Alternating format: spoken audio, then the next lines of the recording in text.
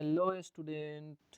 आप सभी का स्वागत है इस शानदार सेशन में जिसमें हम करने जा रहे हैं निर्देशांक ज्यामिति से संबंधित वीवीआई ऑब्जेक्टिव क्वेश्चंस को।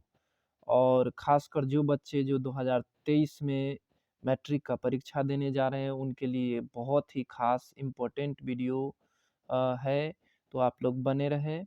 और ऑब्जेक्टिव क्वेश्चंस को करने से पहले हम देख लेते हैं कुछ बेसिक बातों को, क्योंकि बेसिक बहुत ही ज़रूरी होता है, बहुत ही ज़्यादा मदद मिलता है ऑब्जेक्टिव और सब्जेक्टिव दोनों बनाने के लिए। तो सबसे पहले देखिए निर्देशांक ज्यामिति कोऑर्डिनेट ज्योमेट्री में सबसे पहला नंबर इस बात को समझेंगे चतुर्थांश के बारे में। तो दो अक्ष होती हैं जैसा कि आप सबों को पता है, एक होता है वाई एक्स अक्ष और दूसरा होता है वाई अक्ष। इसमें यहाँ से शुरू होता है चतुर्थांश, ये होता है फर्स्ट चतुर्थांश, ये होता है सेकेंड, ये थर्ड और ये फोर्थ। इसमें देखिए प्रथम चतुर्थांश इसको बोलते हैं। प्रथम चतुर्थांश में ऑल पॉजिटिव होता है। ऑल पॉजिटिव कहने का मतलब एक्स का भी मान प्लस में होगा और वाई का भी मान प्लस में होगा। दूसरे चतुर्थांश में क्या होते हैं, तो माइनस प्लस होता है। पहला जो एक्स है वो माइनस में, वाई जो है सो प्लस में। और तीसरा चतुर्थांश में हमारा तृतीय चतुर्थांश में माइनस माइनस होता है और फोर्थ में होता है प्लस माइनस।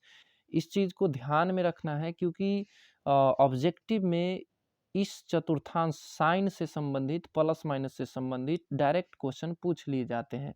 ऐसे हालांकि हम आगे देखेंगे भी क्वेश्चन को। तो चलिए आगे बढ़ते हैं। और एक बात यहाँ पर एक चीज़ और बताना चाहेंगे कि यहाँ पर एक चीज़ देखिए कि इसको बोलते हैं मूल बिंदु। ये जो बिंदु है इसी को बोलते हैं मूल बिंदु। और मूल बिंदु का नियामक 0,0 होता है, इस बात को भी ध्यान में रखेंगे। चलिए, और दूसरी जानकारी एक और यहाँ से देना पड़ेगा। यहाँ पर देखिए एक्स अक्ष, ये है एक्स अक्ष, हमारा ये वाला एक्स अक्ष है। एक्स अक्ष को हम लोग भुज भी कहते हैं, भुज कभी कभी ये पूछ लिया जाता है, इसलिए ध्यान में रखना है।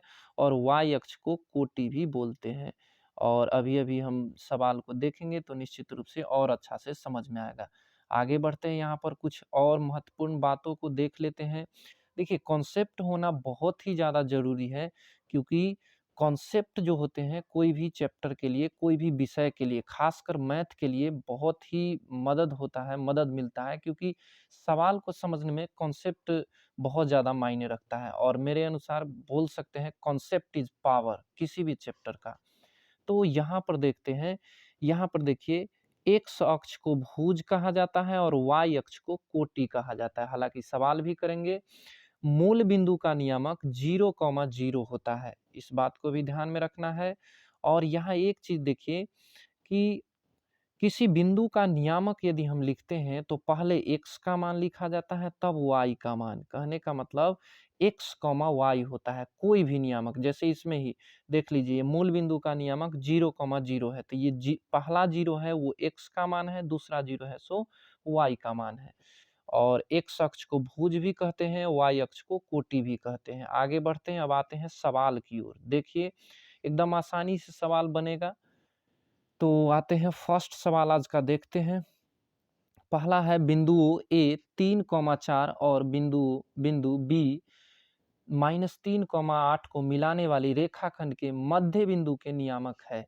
अब देखिए मध्य बिंदु से संबंधित पहला ही सवाल एक ऐसा सवाल आया है कि ये बहुत ही शानदार सवाल है।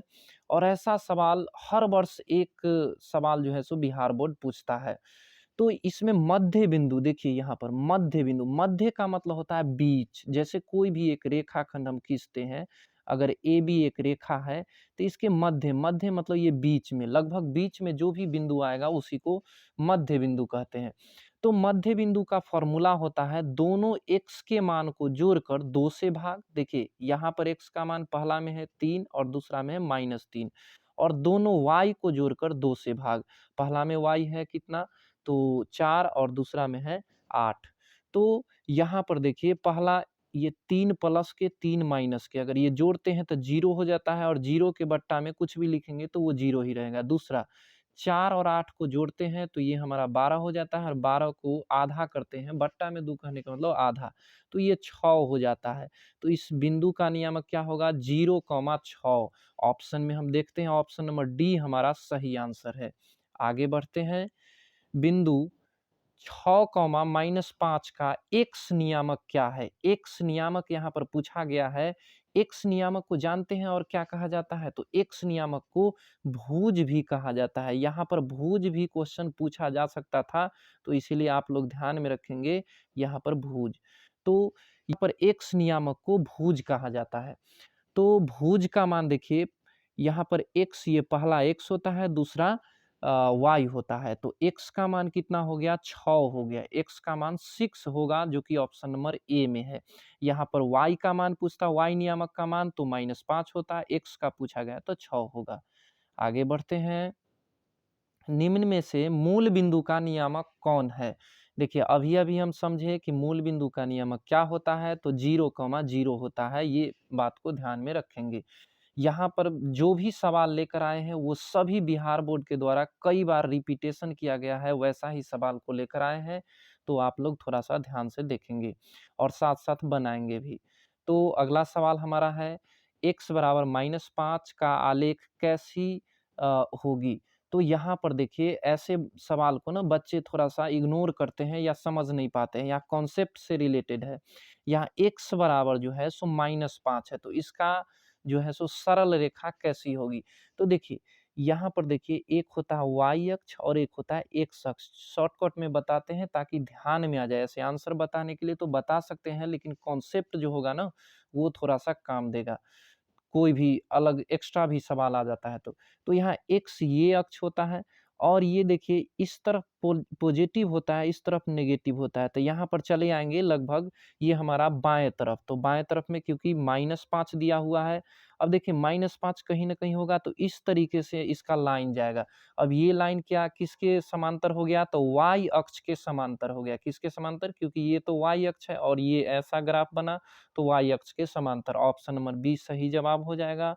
तो आगे बढ़ते हैं, बिंदु 4, -3 किस चतुर्थांश में है? अभी अभी हम पढ़े कि चतुर्थांश से संबंधित कॉन्सेप्ट को देखे कि फर्स्ट क्वाड्रेंट में, फर्स्ट चतुर्थांश में, प्रथम चतुर्थांश में प्लस प्लस होता है, दूसरे चतुर्थांश में माइनस प्लस होता है, तीसरे में माइनस माइनस और चौथे में प्लस माइनस। तो यहाँ पर देखिए सबसे पहले प्लस में दिया हुआ है, उसके बाद माइनस में। इसका अंक नहीं देखना है, डिजिट नहीं देखना है कि कितना है, सिर्फ साइन देखना है, मतलब प्लस माइनस देखना है। तो पहला 4 क्या है? तो प्लस है, और ये 3 क्या चीज में है? तो माइनस में है। तो ये प्लस माइनस किस चतुर्थांश में होता है? तो चौथे चतुर्थांश, चतुर्थ। ऑप्शन नंबर डी इसका सही जवाब होगा। अगला है, बिंदु 2, 3 एवं -2, 3 के बीच की दूरी होगी। अब ये दो बिंदुओं के बीच की दूरी से संबंधित सवाल है, तो कैसे बनता है? तो एक्स नियामक का अंतर का स्क्वायर, देखिए एक्स नियामक के अंतर का स्क्वायर और प्लस में वाई नियामक के अंतर का स्क्वायर।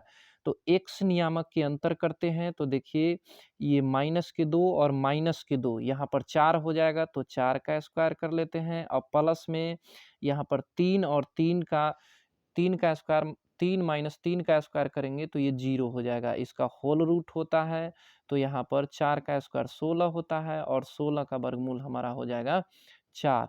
तो इसका सही जवाब होना चाहिए ऑप्शन नंबर बी 4, 4 इसका सही जवाब है। अगला सवाल है, बिंदु 2, 3 की दूरी मूल बिंदु से होगी। अब देखिए इससे पहले जो सवाल था वो दो बिंदुओं के बीच की दूरी ज्ञात करने के लिए बोला था, यहाँ मूल बिंदु से बीच की दूरी, मूल बिंदु से किसी भी बिंदु की दूरी, एक ही बिंदु का मान दिया हुआ है।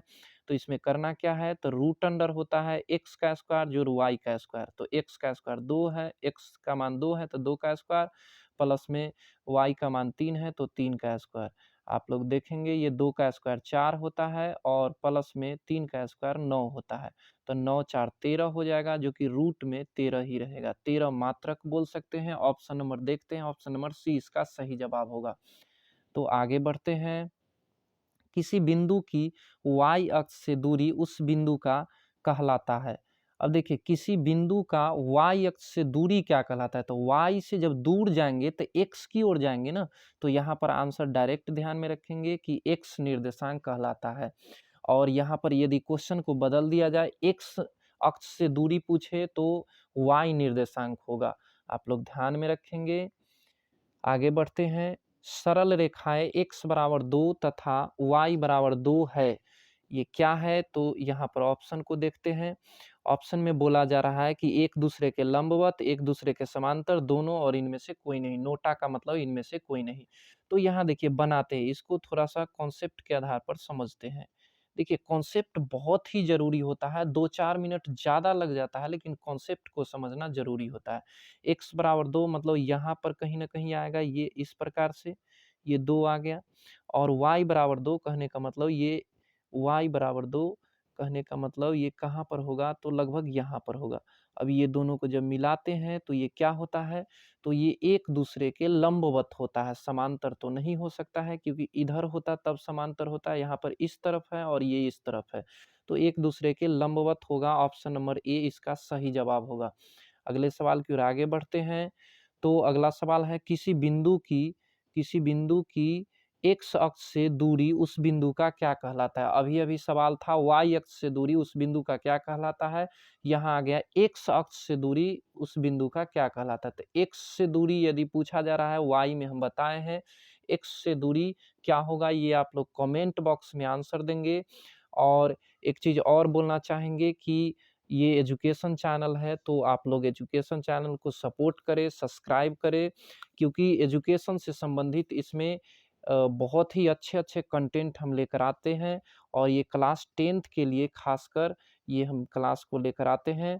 तो आप लोग यदि क्लास 10th के स्टूडेंट हैं तो निश्चित रूप से चैनल को सब्सक्राइब करें और सपोर्ट करें।